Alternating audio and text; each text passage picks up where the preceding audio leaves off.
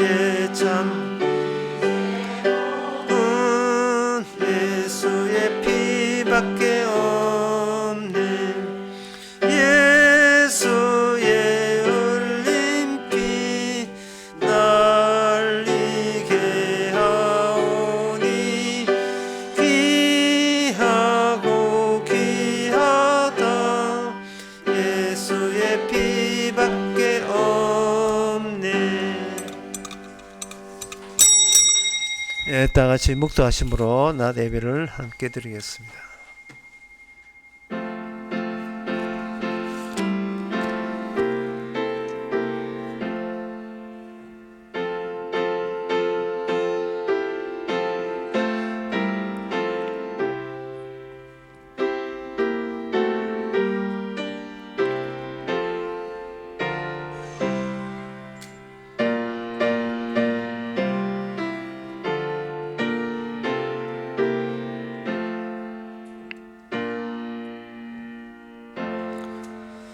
전능하사 천지를 만드신 하나님 아버지를 우리가 믿사오며 그 애아들 우리 주 예수 그리스도를 믿사오니 이는 성령으로 잉태하사 동전 마리아에게 나시고 원대의 빌라도에게 고난을 받아사 십자가에 못 박혀 죽으시고 장사한 지 사흘 만에 죽은 자 가운데서 다시 살아나시며 하늘로 오르사 전능하신 하나님의 피난자 계시다가 저에서 산자와 죽은 자를 심판하러 오시리라. 성령을 믿사오며 거룩한 공유와 성도와 소리통하는 것과 죄를 사하여 주시는 것과 몸이 다시 사는 것과 영원히 사는 것을 믿사옵나이다. 아멘. 나의 영혼이 눌림을 인하여 녹사오니 주의 말씀대로 나를 세우소서. 거짓 행위를 내게서 떠나게 하시고 주의 법을 내게 은혜로 베푸소서. 하나님, 매일의 일상의 삶이 세상에 짓눌려 있는 그런 삶이 됩니다. 그럴 때마다 주의 말씀으로 우리를 굳게 세워주셔서 주의 법도 동시에 우리 안에서 세워지는 그러한 계기가 되는 저희들 되게 하옵소서. 예수님의 이름으로 기도합나이다. 아멘. 교동문 43분 합시다.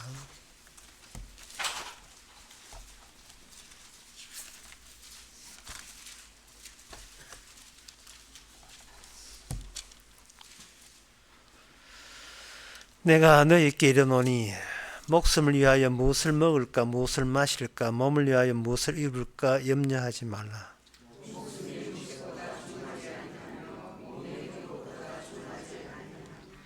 공중의 새를 보라. 심지도 않고 거두지도 않고 창고에 모아 들이지도 아니하되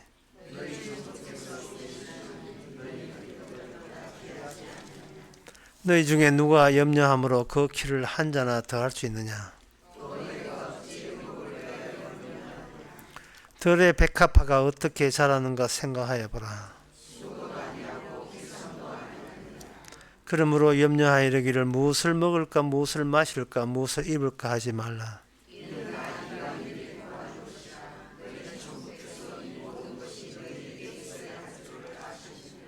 너희는 먼저 그의 나라와 그의 의를 구하라.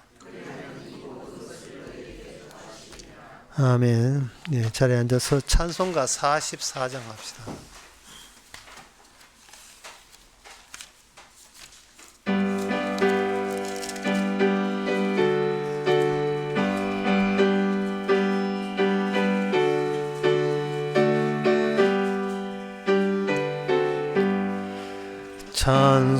찬송하는 소리 있어 사람 기뻐하도다. 하늘 아버지의 이름 거룩거룩합니다. 천하 사람 찬양하자. 거룩하신 하나님께 할렐루야 할렐루야 할렐루야 아멘. 하나님의 나라 권세 영원토록 있도다. 하나님의 영광 나라 거룩거룩 거룩합니다. 하늘 보좌 계신 주님 세상 주관하시도다. 할렐루야 할렐루야 할렐루야 아멘. 하나님의 모든 뜻은 그 뜻대로 되도다. 우리 아버지의 뜻은 거룩합니다.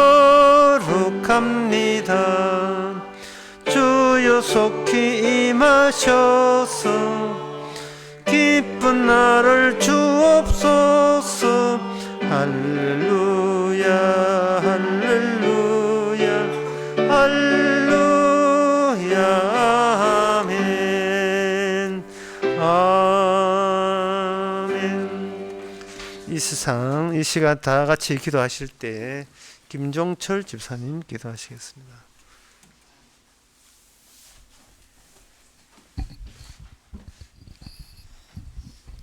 오늘 설교 제목은 사람이 하진 않는 일입니다. 저희들이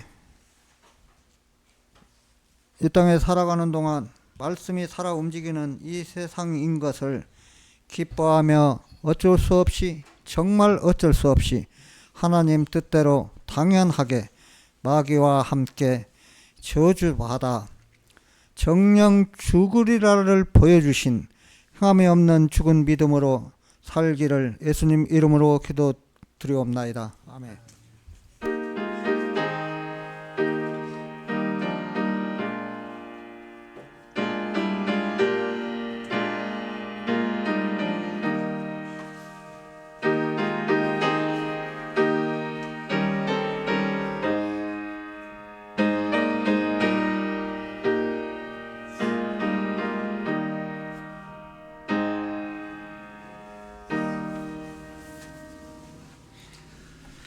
네, 이 시간 광고 시간입니다. 내일 10시 반에 여기 우리 교회에서 성경 모임 있습니다.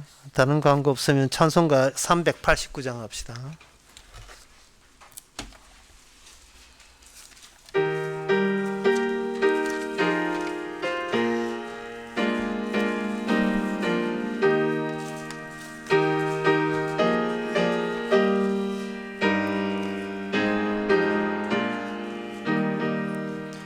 믿는 사람들은 군병 같으니 앞서 하신 주를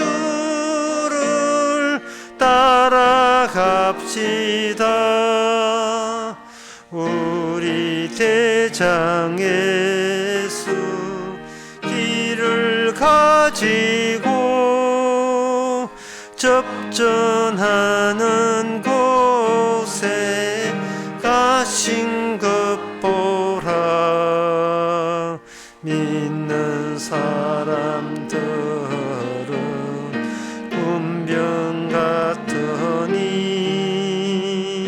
앞서 가신 주를 따라갑시다.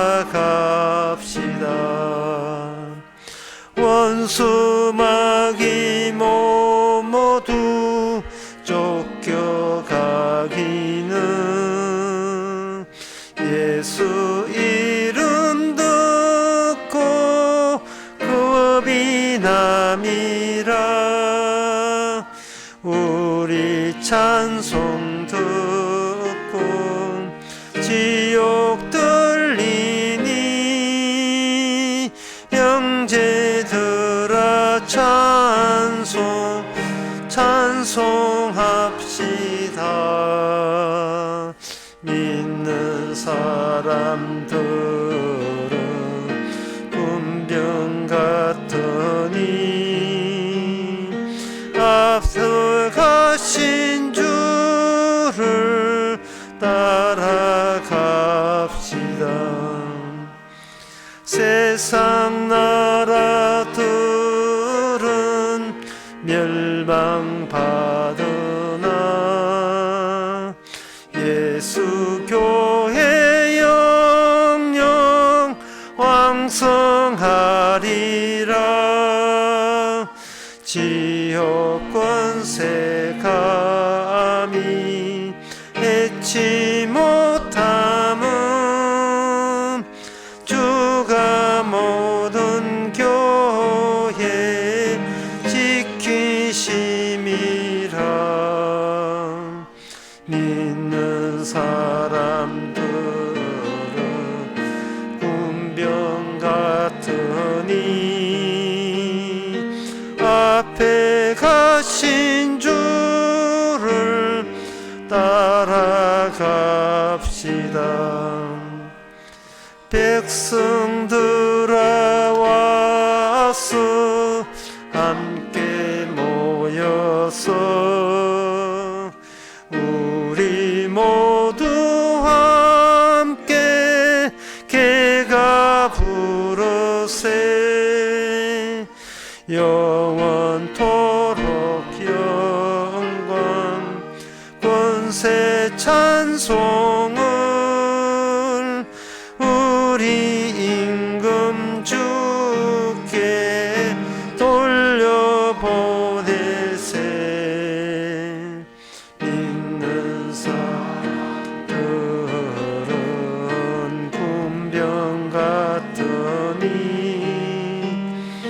앞에 가신 주를 따라갑시다.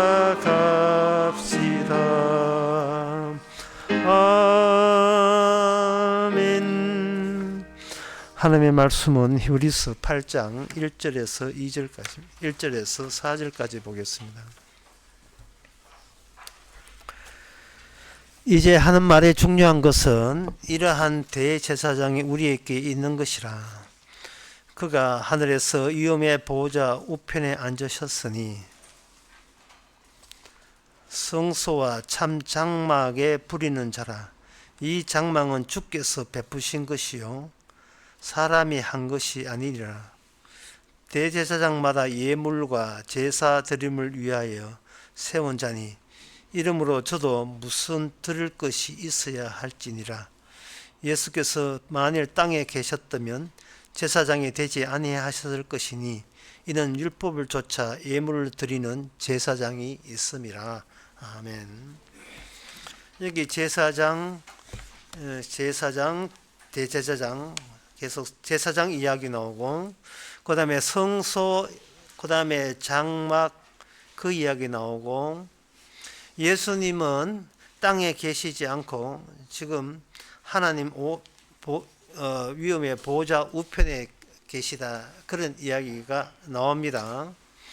이 이야기는 이 지상에서의 유일하게 의미 있는 것은 하나님께서 베푸신 것이라 되어 있거든요. 2절에 친히 하나님께 베푸신 하나님의 작품이 하나 있어요. 그건 장막입니다. 성소와 장막. 성소와 장막은 이 시간 중에서 유일하게 의미가 있는 겁니다. 그리고 그 안에서 활동하고 있는 대제사장도 유일하게 의미가 있는 겁니다. 그런데 예수님은 어디에 계시는가? 하늘의 위엄의 보호자 우편에 앉아 있다고 되어 있어요.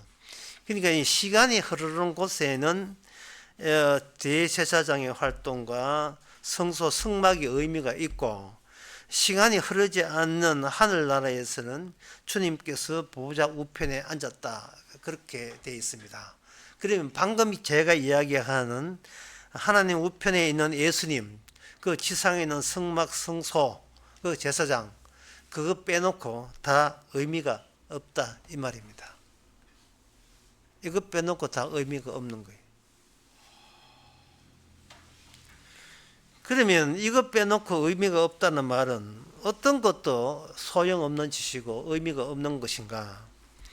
하나님 믿고 말씀대로 살아서 구원받겠다, 이것도 의미가 없습니다.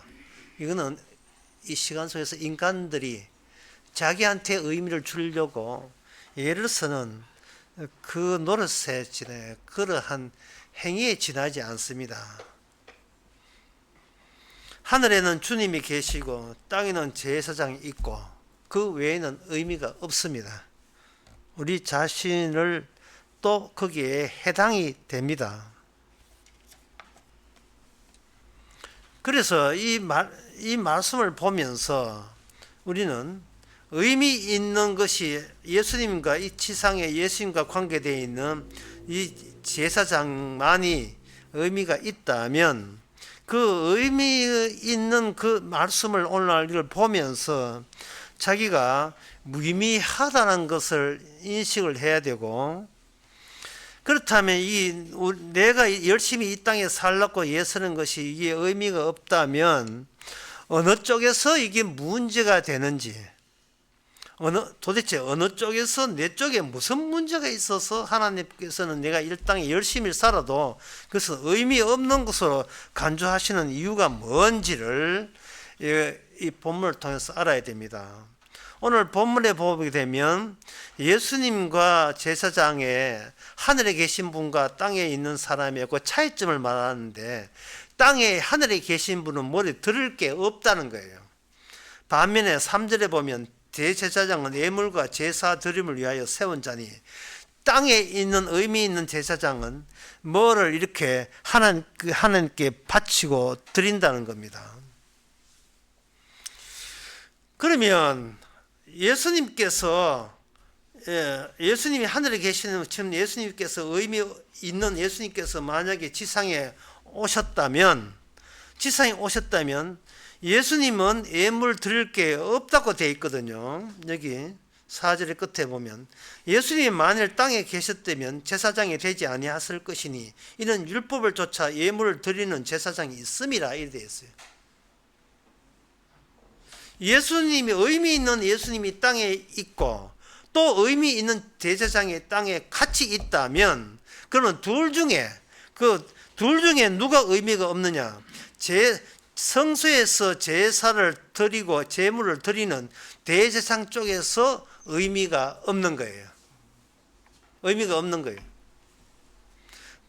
대제사장이 의미 있다고 이야기하는 것은 같은 인간 대 인간으로 시간 속에 살아가는 같은 인간끼리는 인간은 아예 의미가 없고, 하나님의 율법대로 지시에 따른 제사장은 의미가 있다 했는데, 여기에 예수님이 마저 합류가 되어버리면 그 제물을 드릴 게 있는 대제사장도 예수님 앞에서는 무의미한 의미 없는 인간이 존재가 되는 겁니다.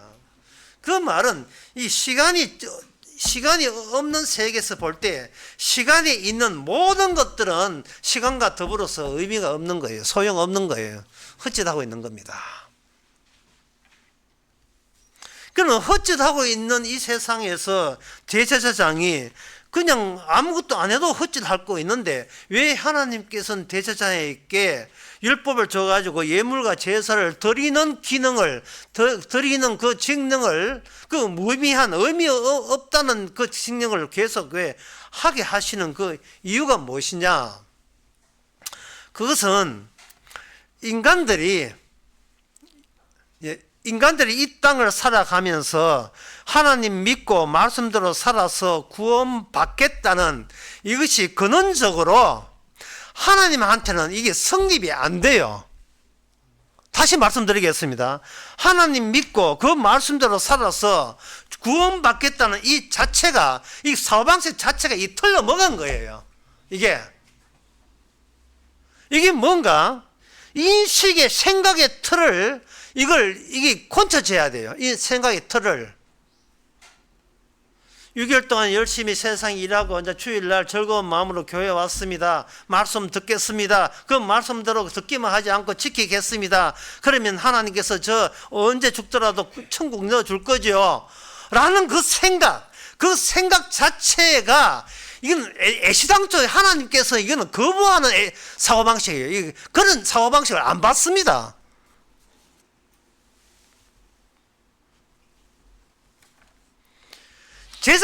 제사장이 왜 남들 보기에는 의미 있는 행동을 하는 제사장이 왜 예수님 앞에서는 의미가 없는가? 그들은 자꾸 하나님께 뭘 바쳐요. 성막에서 양을 바치고 염소 바치고 소 바치고 자꾸 바친다고요. 자꾸 바칠 때 같은 인간들 입장에서 대제사장에 대해서 야, 저 사람 거룩한 사람이라서 하나님과 관련되기 때문에 하나님께 자꾸 바치면 하나님께서 그 바친 것을 받는구나, 또 받는구나, 또 받으시는구나. 야, 그러면 우리에게 제사장이 있다는 말은 그 제사장 덕분에 우리는 그 제사장 믿으면 우리는 구원받겠다라는 생각을 사람들이, 다른 제사장 아닌 다른 사람들이 생각하기 마련이거든요. 그런데 막상 구원자가 딱 오니까, 구원자, 오늘 본문 그 8장 4절처럼 구원자가 딱 오니까 구원자 되는 예수님께서는 뭘 안 바쳐요. 대제사장은 바치고 예수님은 아무것도 안 바치고, 그 전에 사람들은 대제사장이 있어서 양 바치고 소 바치고 뭐 바치고 염소 바쳐서 우리는 구원받는 사람 맞다, 이런 식으로 자기 확정을 했는데, 막상 구원자가 되시는 예수님이 오니까 예수님은 아무것도 안 바치는 거예요. 예수님이 만약에 이 땅에 와서, 여기 4절 말씀처럼 땅에 계셨다면 제사장이 되지 않았다. 왜? 제사장은 자꾸 바쳐야 되고 예수님은 것은 안 바치는 거예요. 그러면 여기서 우리는 이렇게 정리해야 됩니다. 하나님께 바쳐서 구원된다는 것은 이건 애시당초 이거는 하나님께서 원하는 바가 아니라는 것으로 이 깔끔하게 정리를 해 주시기 바랍니다. 교회에 나와서 하나님 믿고 그 말씀대로 살게 되면 인간은 뭐냐? 인간은 뭘 기대하느냐 하면 전에보다 더 순전한 마음, 깨끗한 진실한 정신, 그리고 착한 영혼, 이런 걸로 자기가 달라지게 되고, 그 달라진 자기 몸은 하나님께 바치면 하나님께서 그래 깨끗해졌구나, 그래 천국 와야지, 네 같은 깨끗한 사람이면 누가 천국 가겠어, 내 받아줄게, 이러한 그 계획을 인간들이 기대하는 거예요. 말씀을 지키기 전에는 더러웠는데 말씀 지키고 난 뒤에는 보다 깨끗하게 되었다. 하나님 앞에 나갈 때는 항상 진심으로 솔직하게 나와야 된다.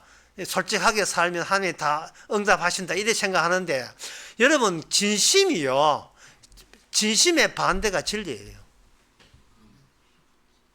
진심의 반대가, 솔직함의 반대가 진리입니다. 한강이라는 그 여자가 썼던 그 책의 내용이 인간의 진심과 진실이 담겨 있어요. 그래서 이게 거짓이에요.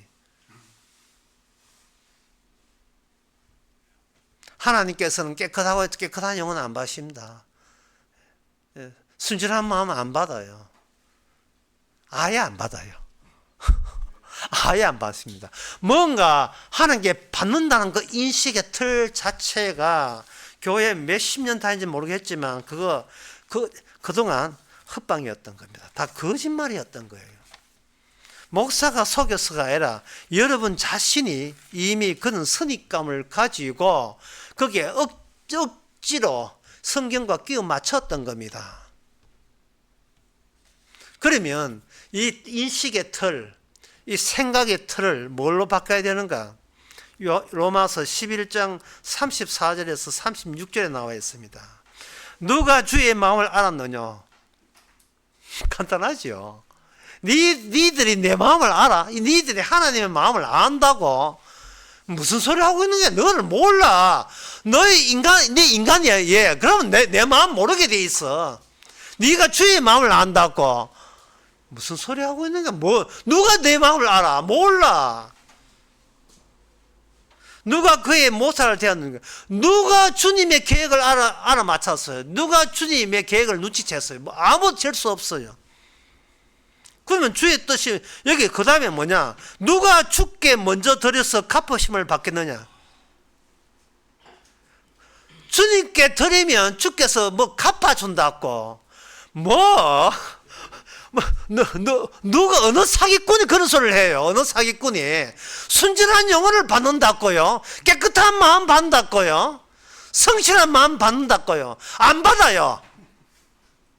11조 받는다고 안 받습니다. 마귀가 사기를 쳤지요. 그동안 마귀가 목사의 입을 통해서 마귀가 사기를 쳤지요. 아무것도 안 받아요.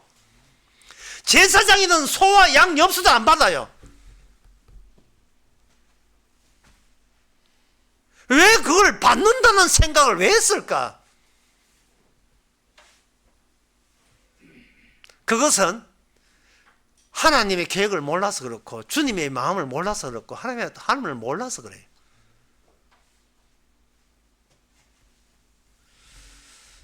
생각의 틀을 바꿔야 돼요. 뭘 바꾸느냐? 36절. 이는 만물이 주에게서 나오고 주로 말미암고 주에게로 돌아온다.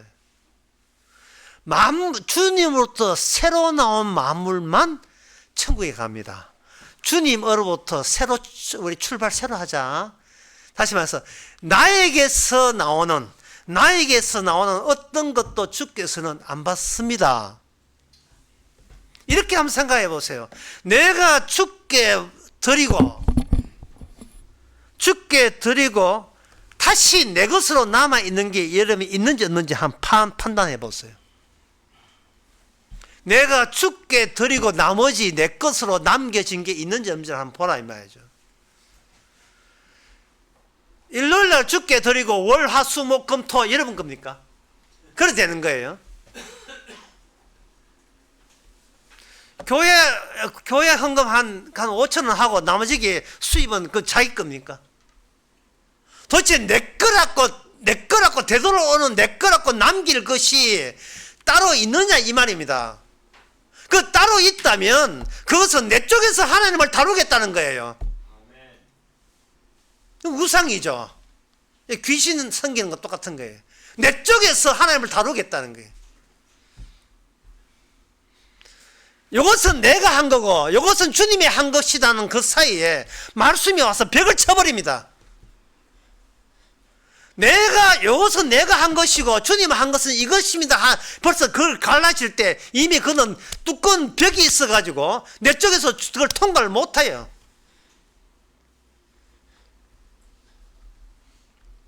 왜 인간은 이런 식으로 하나님이 받지도 않는 걸 혼자서 받는다고 생각해가 순전하고 깨끗한 진실한 마음, 회개한 마음, 그것 가지고 하나님이 받으시겠지? 왜 그런 생각을 드느냐 하면은 인간은 자기 자신을 파악하기 위해서 계속 신뢰할 수 있는 자기가 신뢰하는 것만 남기고 신뢰하지 않는 것은 전부 다 파괴하면서 자기 앞가름, 자기 길을 개척하는 식으로 인생을 살아갑니다.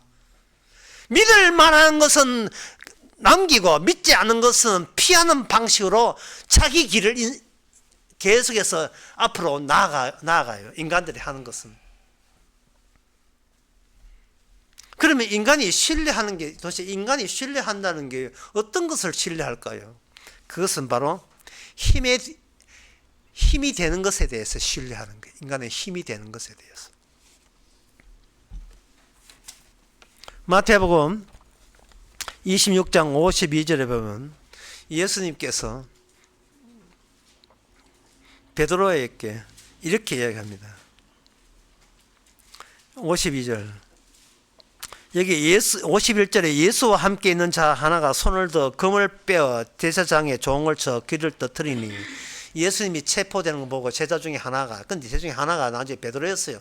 베드로가 칼을 빼서 하니까 주님께서 하신 말씀이 네 금을 도로 집에 꽂아라. 금을 가지는 자는 다 금으로 망한다. 힘을 추구하는 자는 다 그 힘으로 망할 것이다. 어디였어요? 이 세상이었어요? 아니요, 영원히 지옥에서. 예, 힘 추구하고는 그 지옥 방향이라고 생각하시면 돼요. 이런 식으로 지옥 가고 있다고 보면 돼요. 힘을 추구하는 거.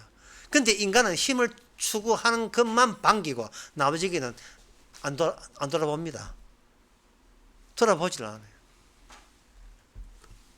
힘을 추구하는 자들은 고린도전서 1장에 나오는 그 말씀을 도무지 안 믿고 있는 거예요. 그 말씀이 뭐냐 하면은 하나님의 미련한 것이 사람보다 지혜 있고 하나님의 약한 것이 사람보다 강하니라. 하나님의 약한 것이 사람보다 강하니라. 이 말은 이 모든 인간들이 강한 것, 힘에 강한 것을 추구하고 있다는 것을 전제로 할 때에 하나님의 의도적으로 인간의 마음을 피해서 인간으로 하여금 너무 약해서 찾지 않는 분으로 오신 거예요. 너무 약해서. 뭔가 찾고 추구하려고 하고 얻고자 하는 것은 내한테 힘되는 것만 얻고자 하는데 예수님은 전혀 힘이 안 돼요. 구약에서는 예수님을 뭐라고 하면 전능하신 하나님이에요. 힘 있는 하나님인데 막상 오신 하나님은 힘을 다 뺀 하나님이에요. 그 힘을 빼서 쓸모없다고 사람들은 예수를 미쳐서 십자가 죽여버렸습니다. 누가 십자가를 믿어요? 개코도 힘도 없는 걸, 힘도 되지 않은 걸 십자가를 왜 믿어요? 후딱 지나가죠. 힘없는 것은 실제적이 아니라고 우기고 있어, 인간은.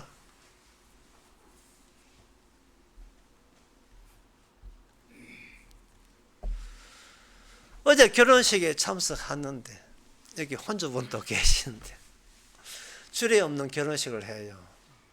주례 없는 결혼식을 하는데 신랑 신부 둘이 짜가지고 주례, 그동안 자기가 들었던 주례에서 나왔던 이야기를 지가 저것들이 다 적어서 스스로 셀프 주례를 해요. 자기가 자기한테 주례를 하는 거예요.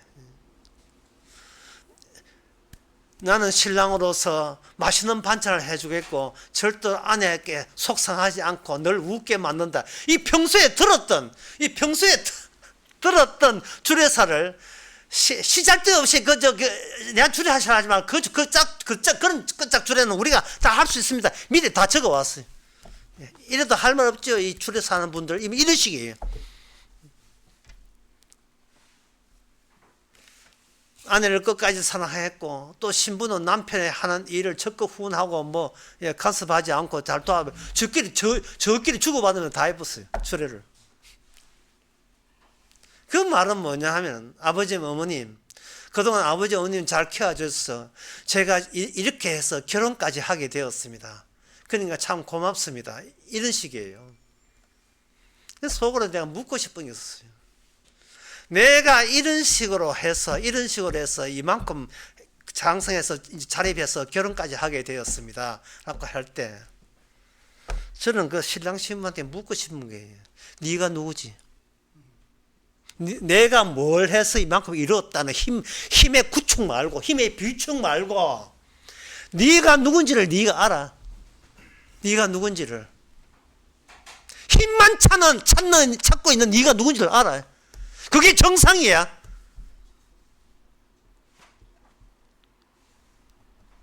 같은 인간들끼리 아무도 정상적인 인간이 없기 때문에 그 같은 인간들끼리 비슷하게 살면 그게 정답인 줄 알고 있어요. 내가 누군지 한 번도 물어본 적이 없어요. 남들 비슷하게 살면 그게 사람인 줄 알고 있어요. 말라기 2장 2절에서 3절에서 이렇게 합니다. 인간은 악마가 퍼질러 놓은 악마의 똥이에요. 인간은 악마의 배설물입니다.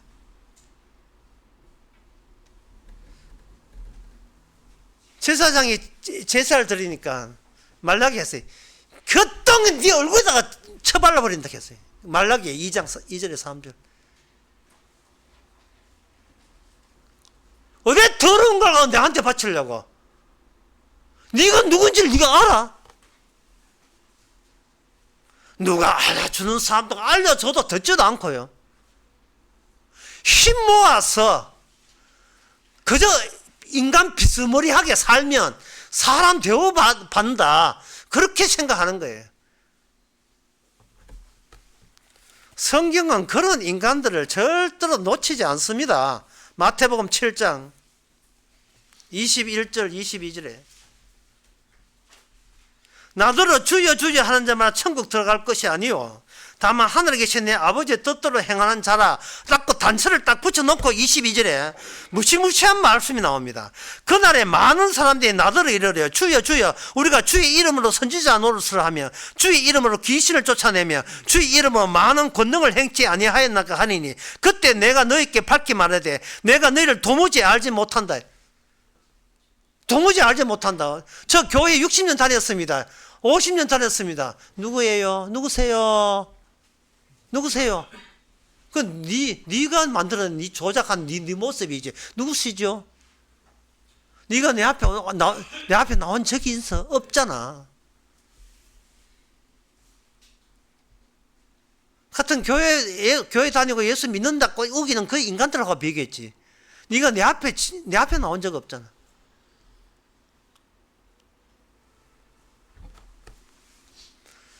그 1865년대에 앨리스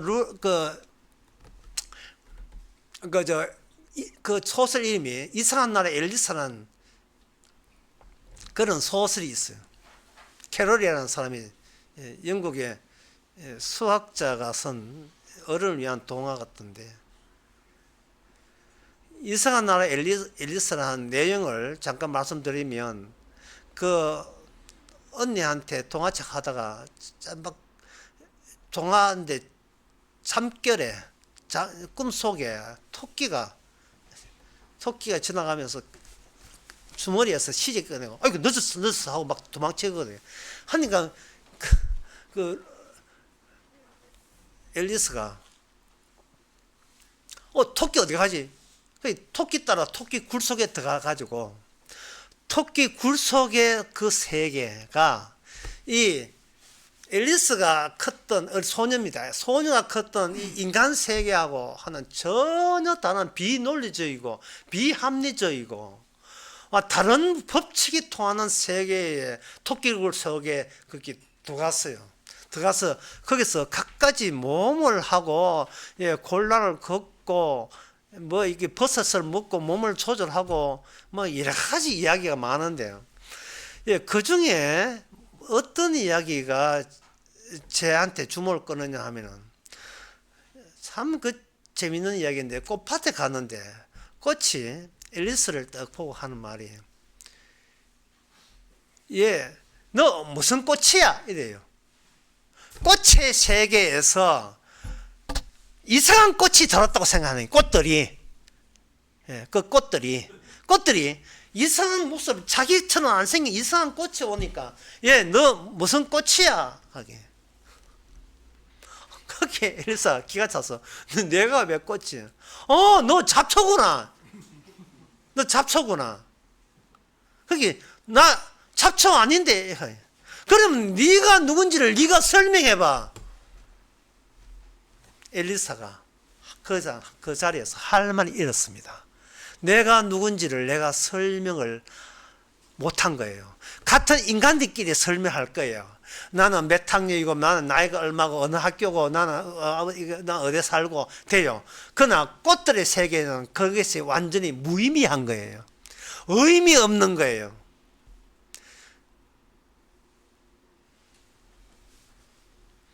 바로 그 책에서 이야기하는 것은 인간이 사는 이 세계가 그게 과연 이 세상의 진리의 전부냐 하는 것을 묻는 겁니다.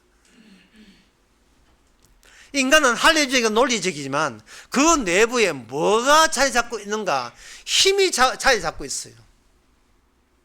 힘에 준해서 모든 것을 법적으로 처리한 거예요. 그래서 그 이스라엘에서 그 끝부분에 보면 토끼굴에서 이제 토끼를 찾아야 빨리 빠져나올 수 있는데 뭐 엘리사는 빠져나오기를 바라는데 거기에 아주 난폭한 여왕이 하나 있었는데 그 정원사가 난폭한 여왕이 빨간 장미만 원했는데 정원사가 실수해가지고 하얀 장미를 이렇게 씹어놨어요. 사정 보니까 하얀 장미가 나오니까 페인트 칠해가지고 하얀 장미에다가 붉은 페인트를 해가지고 이게 빨간 장미를 바꾸는데 당근 빨리 했는데 장미 하나를 놓쳤어요. 그걸 보고 저걸 죽여라. 그래서 죽여버렸어요. 그래서 엘리사가 그거 잘못했다고 그거 죽이면 되느냐 할 때 그 트럼프 카드가 와가지고 그러면 저것도 죽이라, 엘리사만 죽이라 할 때 안 돼 막다가 꿈에서 깨났다는 이야기예요. 꿈속에서 엘리사가 느꼈던 것은 지금 오늘날 나를 구성하고 있는 것이 내가 열심히 하고 힘을 모은다고 이게 나답게 되는 게 아니고 지금 현재 있는 내가 갇혀있는 이 세계, 아무 의미 없는 무의미한 시간만 때우는 이 세상에서 나는 적합한 인간으로 살라고 헛짓하고 있지 않느냐 이 말이죠. 그게 헛짓하고. 예? 말씀이 왜 있습니까? 주님은 어떻게 하느냐 하면 말씀 따라 주님이 오신 거예요. 우리는 애초부터 말씀을 버리고 만들어진 인간입니다. 근데 이 인간이 구원을 받아요. 이거 내 인간이 들은 걸 하나님 받는다고요? 안 받습니다.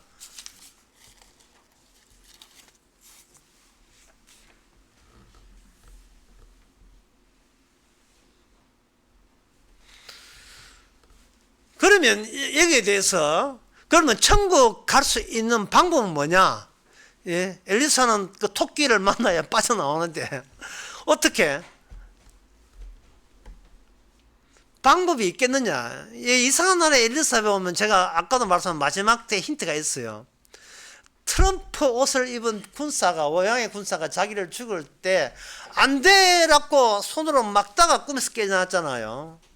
성경에서의 방법은 뭐냐? 우리가 말씀에 의해서 죽임을 당하는 거예요. 말씀에 의해서 죽임을 당하는 거예요. 죽임을 당할 때 죽는 이유를 알아야 돼요. 그냥 자살하고 차이가 나야 돼요. 말씀이 와서 죽여야 됩니다. 근데 그것까지 주님께서 친절하게 해 주십니다. 그럼 어떻게 해 주시는가? 그것은 바로 이스라엘 역사, 이스라엘 민족을 통해서 하나님께 율법을 통해서 그걸 예시를 했던 거예요. 레위기 25장 55절에 보면 이런 말씀 나옵니다. 이스라엘 자손은 나의 품꾼이 됨이라. 그들은 내가 애굽 땅에서 인도해낸 나의 품꾼이요 나는 너희 하나님 여호와라. 하나님께서는 이스라엘을 자기의 종으로 삼았다. 종으로, 품꾼, 예, 종으로 삼은 거예요.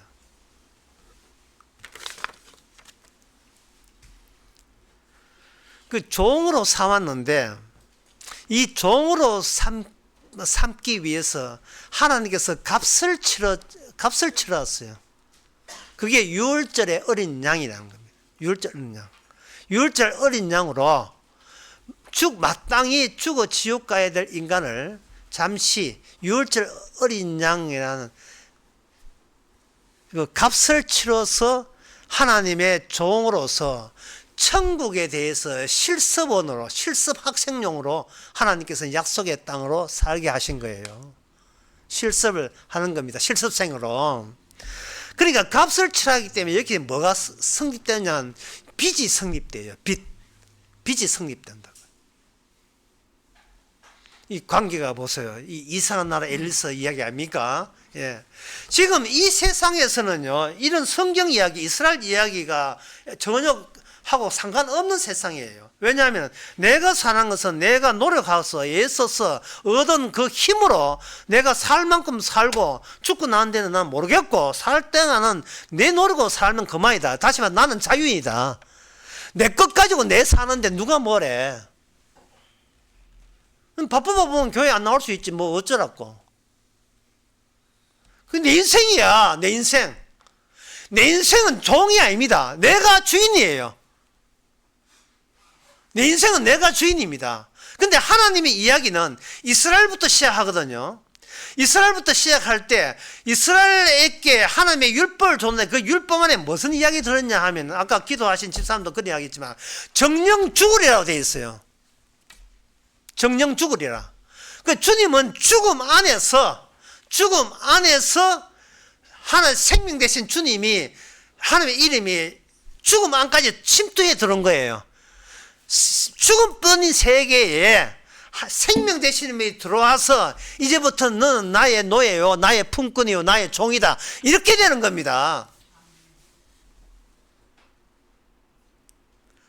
그 들어오면서 그 인간들이 생각하는 너무나 이 세상 너무나 당연한, 태어나서 죽었다 커서 결혼하고 나온 지 죽을 때 죽고 하는 이 세계가, 이게 그 세계하고 생명의 세계하고 그 경계선, 그 대기권을 뚫을 때 6월절 어린 양의 죽음으로 뚫었어요.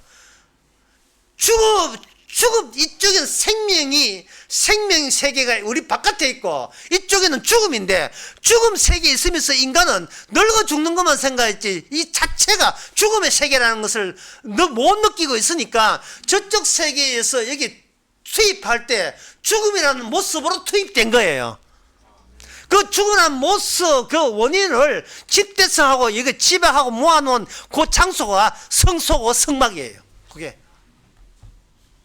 넓은 장소는 성소, 그 안에 성막이 있어요. 성소. 그 성소에서 제사장이 뭐 하는가? 계속 퍼날려요. 계속해서 난다고요.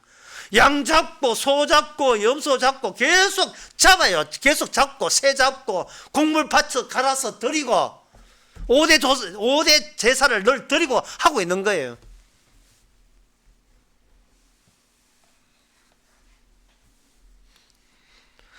제사장이 그렇게 하는 이유는 하나님께서는 나를 안 받는다는 거예요.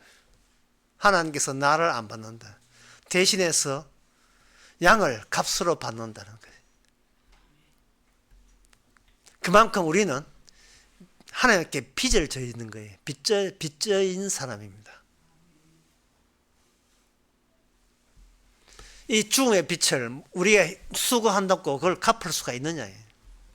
못 갚아요.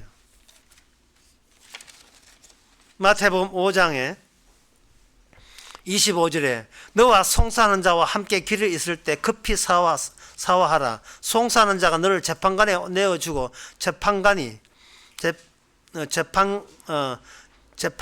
관에게 너 내어주어 옥에 가둘까 염려하라. 진실로 내게 이르노니 너가 홀이라도 남김없이 다 갚기 전에는 결단코 거기서 나오지 못하리라.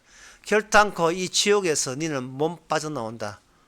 너는 태어나기 전부터 이미 빚진 자였습니다.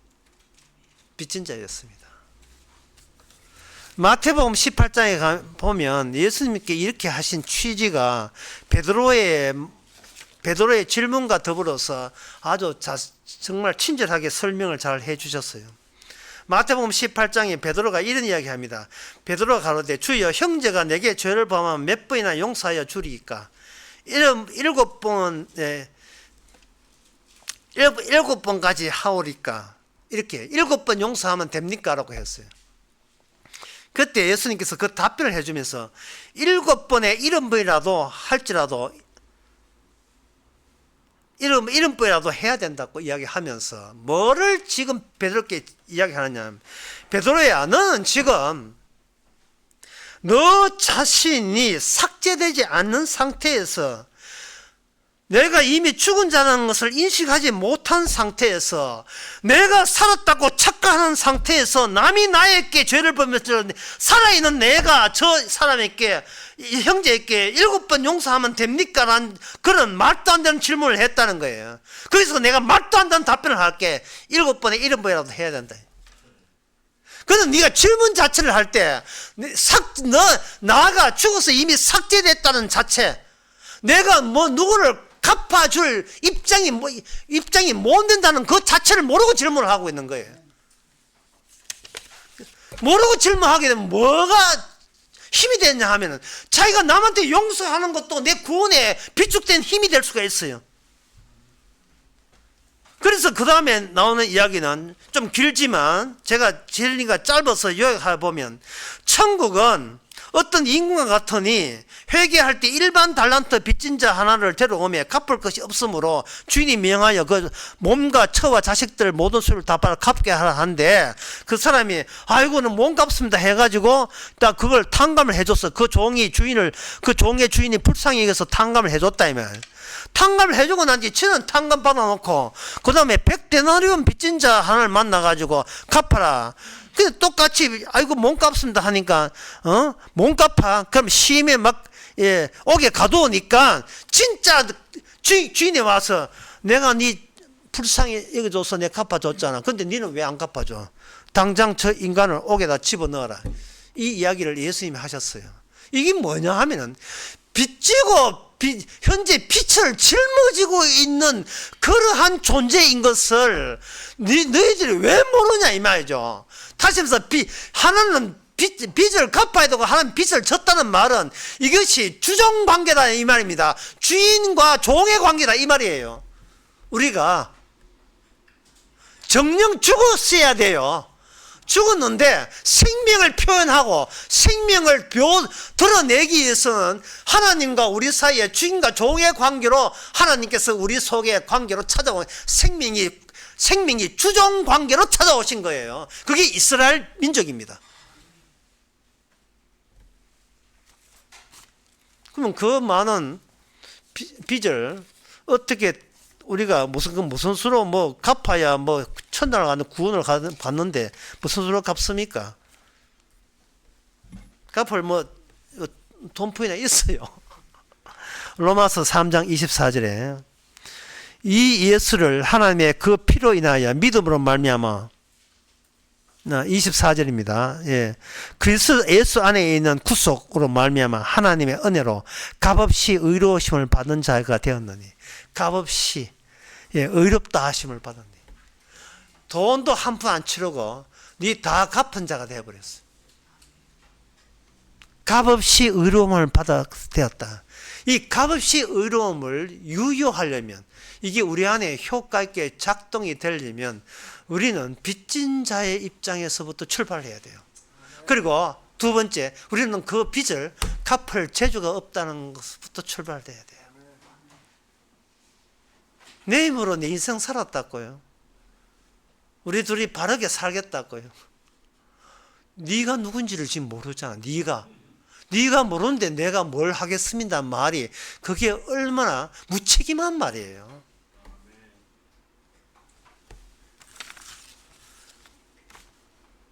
아나니아 삽비라는 땅을 팔고 땅값에 반은 자기 걸 돌리고 반은 하나님께 맡겼다가 사이좋게 하루 동안 그 부부 다 죽었어요. 그 동아일보에 안 왔는가 몰라. 여기 사도행전에 났어요. 사도행전 5장에 보면.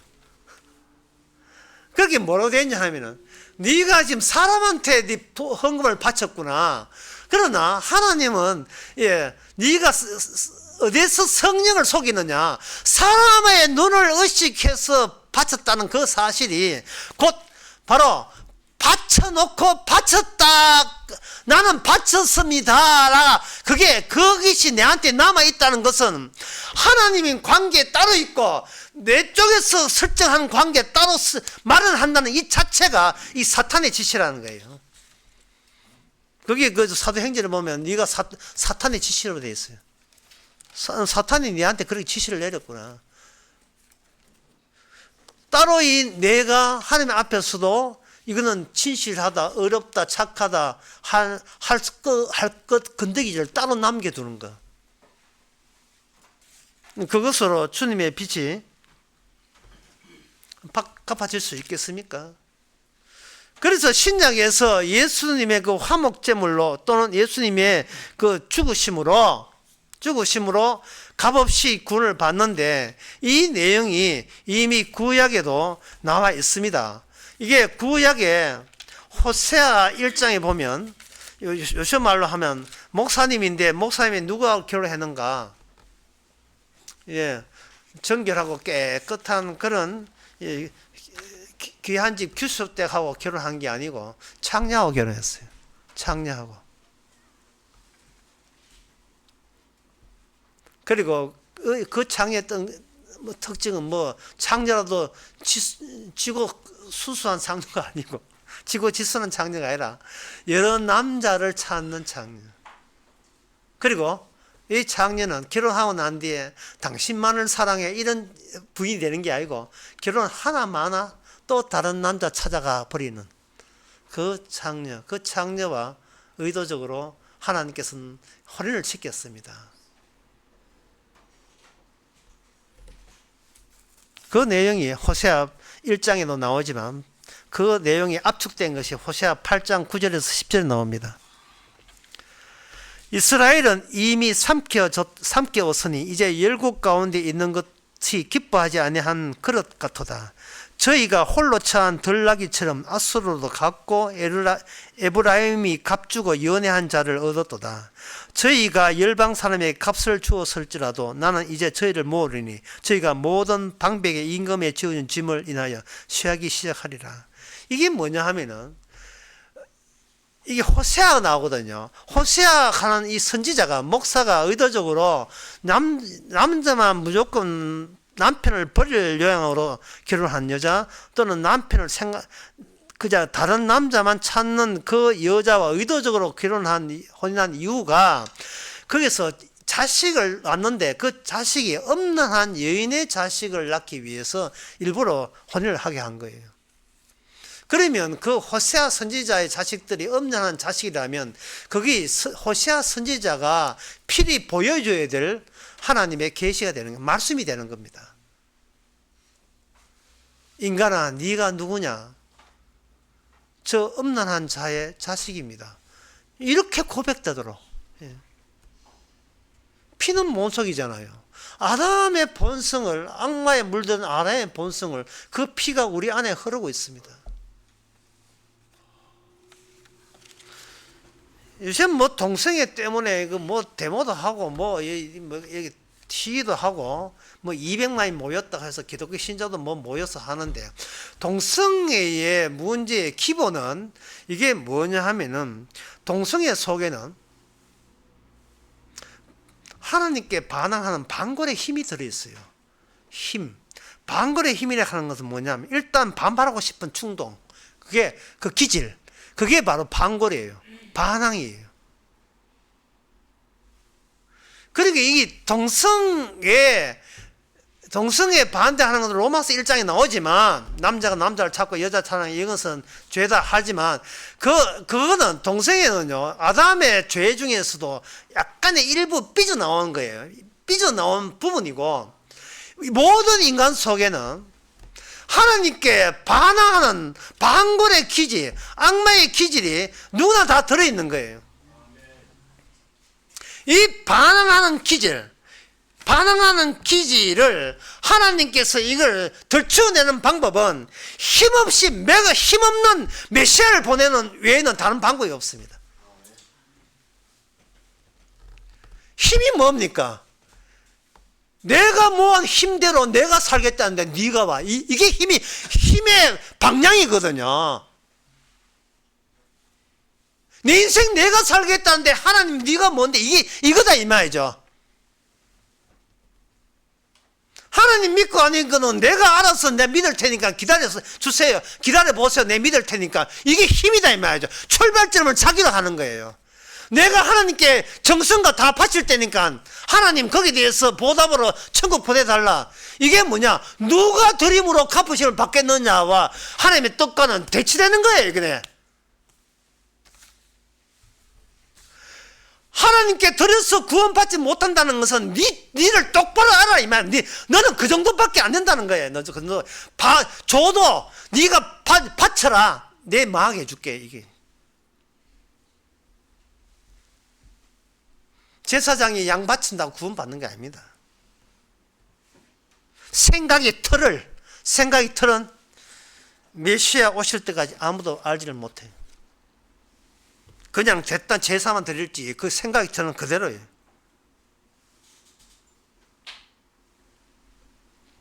인간이 이처럼 하나님에 대한 믿음이 전혀 없다는 사실을 그걸 자인하기 위해서 주님께서는 말씀을 주시고 이 말씀은 우리 속에 말씀은 우리 속에 하나님과 빚진 존재라는 것을 발굴해 가는 식으로 말씀을 주셨습니다.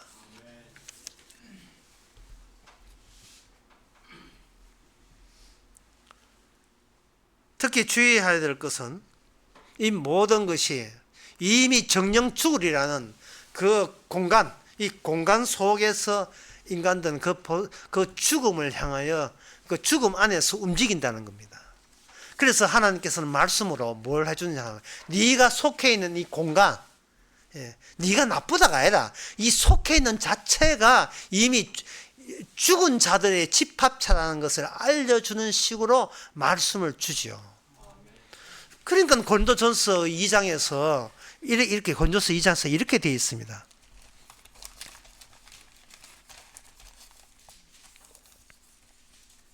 2장 7절에 보면 2장 6절에 그러나 우리가 온전한 자 중에서 지혜를 말하노니 이는 세상의 지혜가 아니요 또 이 세상에 없어질 관원의 지혜도 아니요. 관원이라 하는 것은 힘의 직결체죠. 힘의 통치자니까. 오직 비밀한 가운데 있는 하나님의 지혜를 말하는 것이니 곧 감추었던 것인데 하나님이 우리의 영광을 위하여 만세전에 미리 정하신 것이래요. 이 세상, 이 죽음밖에 없는 세상에서는 감추어진 거예요. 그래서 관원도 몰랐고 아무도 몰랐던 이야기예요. 오직 주님만 아는 이야기입니다. 주님만 아니까 주님 오시기 전에 인간들은 하나님 앞에서 잘 보여서 구원받겠다고 기껏 바치고 율법도 살고 말씀대로 살고 그래서 그것만 됐다 하는 거예요. 왜? 말씀대로 살면 그 사는 만큼 내한테 의가 누적될 것이고 내가 누적된 의 가지고 천국을 뚫을 수 있다는 그런 종교적인 기대감을 갖고 교회 나오는 겁니다. 생각의 틀을 안 바뀌었어요. 내가 뭘 해도 소용없다는 생각을 안 하고 있는 거예요.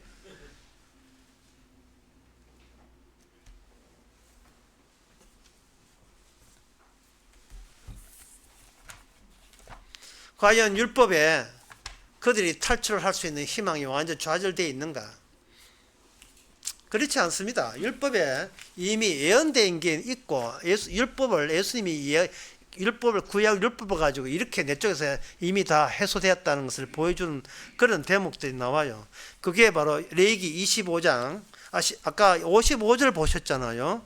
55절 보는데 52절 보면 이래 되어 있습니다. 만일 희년까지 남은 해가 적으면 그 사람을 계산하여 그 연수대로 속하여 그 값을 그에게 도로 줄지라 이래 됐어요. 이게 뭐냐 하면은 그 이스라엘 백성 자체가 하나님 앞에 종입니다. 종인데 하나님께서는 이스라엘 백성 6월절에 제사로 말미암아 그걸 잠시 그 빚을 해소해서 값없는 은혜를 주셨다 이 말이죠. 그런데 이스라엘 내의 구성원들과 그의 처지를 통해서 방금 이야기한 이 사실을 인간들의 직업과 기능을 가지고 설명을 한 게 뭐냐? 어떤 사람은 갑자기 재앙이 와서 재산을 날려서 천지 자연재해로 인하여 재산이 날아가 가지고 어쩔 수 없이 자기 몸을 팔아서 남의 종이 돼야 돼요. 남이 종으로 팔 수밖에 없어요. 그리고 또는 남편이 전쟁에 나가서 죽고 난 뒤에 그 수입원이 끊어졌으니까 부인하고 애들은 몸을 팔아서 남의 종으로 팔릴 수밖에 없습니다. 옆집에 잘 사는 사람 종으로 팔린다 이래 보면 되죠. 그럴 때 딱 7년간만 종로를 하고 안식이 7년 후에는 풀어줘라고 되어 있어요. 그게 안식년이고 그 안식년의 7배가 희년이고. 그러니까 이건 무엇을 설명하느냐? 하나님의 율법 안에 들어있는 인간을 종에서 아들로 해방시키는 원리 원칙을 이미 이스라엘 율법 안에 그걸 이렇게 잘 감춰 놓듯이 이미 있었던 거예요. 그래서 그 해방되는 날이 있거든. 물론 네가 권리가 있어. 네가 주인이고 권리가 있는 줄 아는데 그 권리를 포기해서 돈 받지 마. 그냥 값없이 그냥 줘버려. 값없이 그냥 자유인을 만들어버려. 이것이 바로 하나님께서 자기 백성에게 마지막 베풀 수 있는 전부의 최고의 복입니다. 최고의 복이에요. 요한계시록 21장 6절에 보면 이런 말씀 나옵니다. 또 내게 이르시되 나는 알파요 오메가요 처음과 나중이라. 내가 생명수 샘물로 목마른 자에게 값없이 주리니, 값없이 준다고 되어 있어요. 요한계시록 22장 17절에 보면 성령과 신부에게 말하기를 오라, 내가 듣는 자도 오라 할 것이고 목마른 자도 오라 할 것이고 원하는 자도 값없이 생명수를 받으라 이래 있어요. 값없이 생명을 죽어 마땅한데 생명을 받는데 그것도 값없이라는 말을 왜냐하면 우리는 빚진 자일 수밖에 없고 종일 수밖에 없는데 하나님께서 자기 백성이라는 이유로 자기가 값을 치러서 우리를 자기 사람을 만든 겁니다. 고린도전서 6장 20절에 보면 너희는 너희 것이 아니라 값없으로 산 것이 되었으니 그런즉 너희 몸으로 하나님께 영광을 돌리래. 너희는 너희 몸이 아니라를 전제로 하고요. 너는 내 종이었어, 내 거였어, 창세전부터. 그런데 너는 죄의 노예가 된 거야. 그런데 내가 너에게 이제는 내가 내 피를, 내 목숨을, 내 생명을 값으로 내놓고 너를 거기서 그 악마야부터 해방시켜서 이제는 영원히 내 것이 되었으니까 내가 이 예수님이 네한테 한 것은 증거하라 이 말입니다. 끝으로 한 말씀 드리고 마치겠습니다. 사람이 누구하고 이야기할 때 뭐 그냥 태어나서 열심히 살다가 결혼도 하고 이만큼 애도 낳고 아파트 한 장만했습니다. 그냥 태어나서 잠깐 살다 죽는 그 노선 이야기 하지 말고, 태어나기는 죽고로 태어났는데 이 세상 자체가 잠깐이고 이제는 영원한 나라가 기다리고 있습니다. 그런 안목, 그런 레벨에서 남들과 이야기할 수 있는 자유인이 되시기 바랍니다. 기도하겠습니다. 하나님 아버지, 제가 하나님의 노예인 줄 몰랐습니다. 종인 줄은 모르고 하나님께 막대한 빚을 졌다는 사실도 몰랐습니다. 그저 하나님께 드릴 거 드리고 내 거 따로 챙기면 하나님께 복 주는 줄 아는 그런 종교적 인식의 틀 가지고 그동안 하나님 생각했습니다. 주님 생각했습니다. 이제는 우리가 하나님께 감사하는 것조차 우리에게 힘이 되지 않게 하여 주시고 그것조차도 주님의 몫으로 하나님께 먼저 우리에게 주신 바 된 감사인 것을 깨닫게 하옵소서. 예수님의 이름으로 기도합니다. 아멘. 나같이 일어나셔서 찬송가 401장 합시다.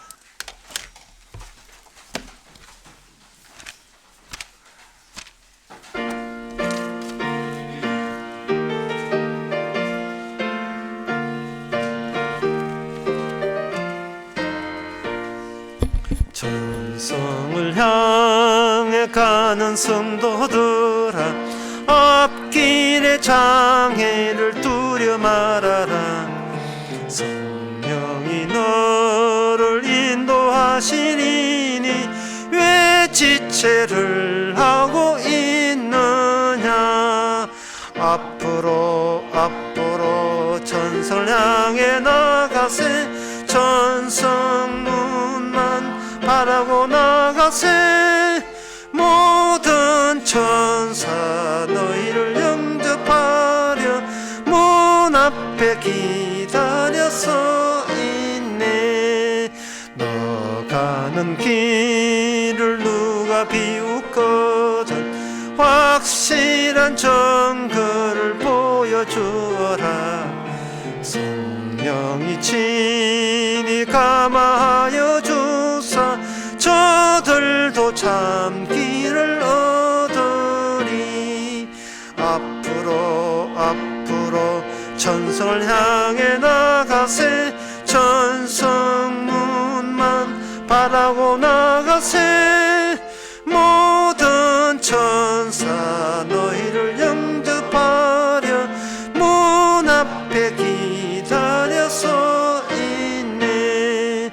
너 가는 길을 모두 가기 전에 내 손에 덩금을 꽂지 말아라. 저마귀 흉계 모두 깨뜨리고 끝까지 잘 싸워 이겨라. 앞으로 천성을 향해 나가세. 천성문만 바라고 나가세.